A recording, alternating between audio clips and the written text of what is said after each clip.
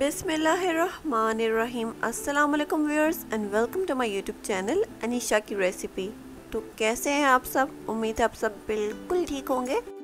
चलिए आज के रेसिपी के बारे में बात करते हैं। तो मैं आज फिर हाजिर हूँ आप सबके साथ एक नई और मज़ेदार रेसिपी शेयर करने के लिए। तो आज मैं आप लोगों के साथ शेयर करने वाली हूँ बहुत ही इंटरेस्टिंग रेसिपी गोभी आलू की, जो आपको बहुत पसंद आएगी। रेसिपी बहुत ही आसान होने वाली है, तो वीडियो को अंत तक ज़रूर देखिएगा। रेसिपी पसंद आए तो वीडियो को लाइक कर दीजिएगा, चैनल को सब्सक्राइब कर दीजिएगा और ज़्यादा से ज़्यादा अपने फैमिली और फ्रेंड्स में शेयर कर दीजिएगा। और वीडियो के एंड में मैं आप लोगों के साथ इस रेसिपी के सारे इंग्रेडिएंट्स की डिटेल्स तफसील से शेयर कर दूंगी, तो उसको भी लाजमी देख लीजिएगा। तो वीडियो में एंड तक मेरे साथ बने रहिएगा, कुछ भी स्किप मत कीजिएगा। तो चलिए अब रेसिपी बनाना स्टार्ट करते हैं। तो सबसे पहले मैंने यहाँ पे सारे खड़े मसाले और प्याज, गार्लिक, ग्रीन चिलीज और कड़ी लीव्स दिए हैं।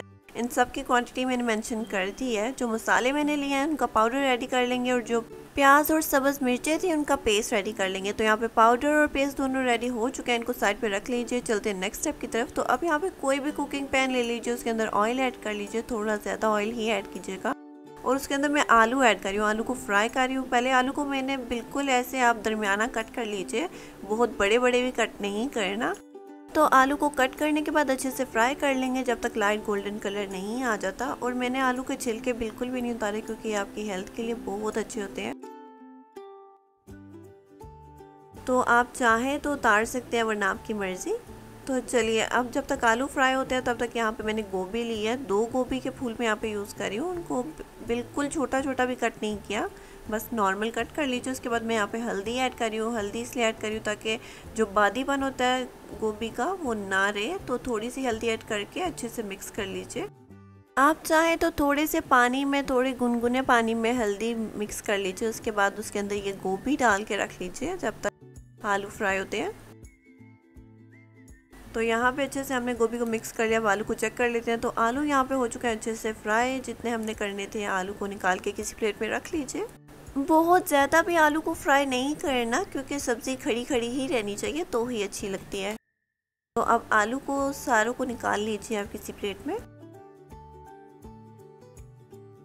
और आलू को रख दीजिए साइड पे। और चलते हैं फिर नेक्स्ट स्टेप की तरफ। इसी ऑयल में आपने गोभी को भी फ्राई कर लेना है। तो जो गोभी हमने हल्दी लगा के रखी थी उसको आप ऐड कर लीजिए ऑयल में और अच्छे से फ्राई कर लीजिए। जैसे आलू को फ्राई किया बिल्कुल वैसे ही लाइट गोल्डन कलर आने तक मिक्स कर लीजिए। ज़्यादा मिक्स भी नहीं करना गोभी को, क्योंकि जब थोड़ी नरम हो जाए तो टूटना स्टार्ट हो जाएगी। इसीलिए मैंने थोड़े बड़े बड़े पीसेस कट किए थे गोभी के। तो यहाँ पे गोभी भी हो चुकी है अच्छे से फ्राई। अब गोभी को भी प्लेट में अलग निकाल के रख लीजिए साइड पे। आप देख सकते हैं कि मैंने बिल्कुल भी बहुत ज़्यादा फ्राई नहीं की, क्योंकि ज़्यादा नरम हो जाएगी तो बाद में मसाले में टूटना स्टार्ट हो जाएगी। तो अब गोभी और आलू को साइड पे रख दीजिए। उसके बाद चलते हैं नेक्स्ट स्टेप की तरफ। अब उसी ऑयल में, अगर वो ऑयल साफ़ है तो उसके अंदर आप ऐड कर लीजिए जो प्याज और ग्रीन चिलीज़ का पेस्ट रेडी किया था हमने स्टार्टिंग में, वो पेस्ट ऐड कर रही हूँ मैं। पेस्ट ऐड करने के बाद अच्छे से इसको पका लेंगे। रेसिपी ये बहुत ही आसान है और आप सबको बहुत पसंद आएगी। ये बहुत ही डिफरेंट और बहुत ही यूनिक रेसिपी है गोभी बनाने की। जैसे आप नॉर्मली बनाते हैं उससे हट के आप ये वाली रेसिपी ट्राई करेंगे तो आपको बहुत पसंद आएगी। इसका जायका बहुत ही मज़ेदार है। एक बार अपने घर में इसको ज़रूर ट्राई कीजिएगा और मुझे अपना फीडबैक ज़रूर दीजिएगा कि आपको ये रेसिपी कैसी लगी। और अभी तक अगर आपको रेसिपी पसंद आ रही हो तो प्लीज़ वीडियो को लाइक कर दीजिए, चैनल को सब्सक्राइब कर दीजिए और ज़्यादा से ज़्यादा अपने फैमिली और फ्रेंड्स में शेयर कर दीजिए। और जैसा कि मैंने आप लोगों के साथ पहले भी शेयर किया था कि मेरा एक और कुकिंग चैनल है हबीबा का किचन के नाम से। अगर अभी तक आपने उस चैनल को जाके नहीं देखा तो मैं लिंक डिस्क्रिप्शन में ऐड कर दूंगी। आप लोग लाजमी जाके चेक कर लीजिएगा, आपको बहुत पसंद आएगी। मैंने रिसेंटली ही उस पर वीडियोज़ अपलोड करना स्टार्ट की है, तो मुझे आपके सपोर्ट की ज़रूरत है उस चैनल पे भी। तो लाजमी जाके उसको चेक कर लीजिएगा और सब्सक्राइब भी लाजमी कर लीजिएगा।